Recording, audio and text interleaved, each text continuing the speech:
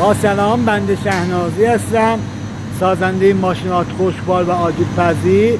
نمونه دستگاهی که مشاهده میکنید دستگاه روغنزنی یا همان تمزنی لوتاری استیل هستش، مخصوص بادم زمینی، سیپیلت و یا اسنپ.